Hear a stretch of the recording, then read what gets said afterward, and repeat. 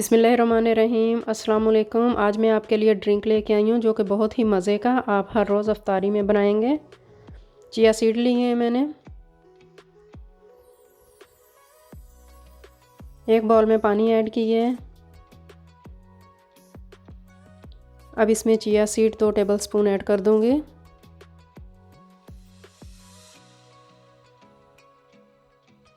इसको मिक्स कर लेंगे।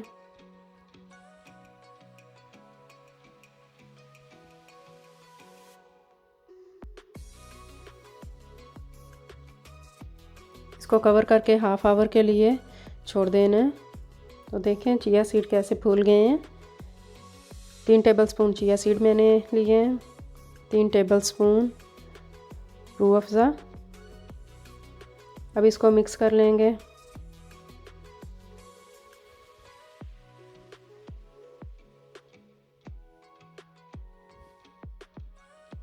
आइस ऐड कर दी है,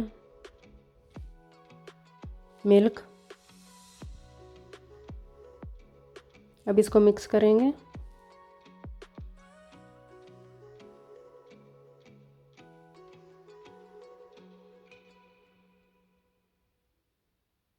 देखें ठंडा ठंडा बहुत ही मज़े का ड्रिंक बना है। अब इसको ग्लास में निकालूंगी।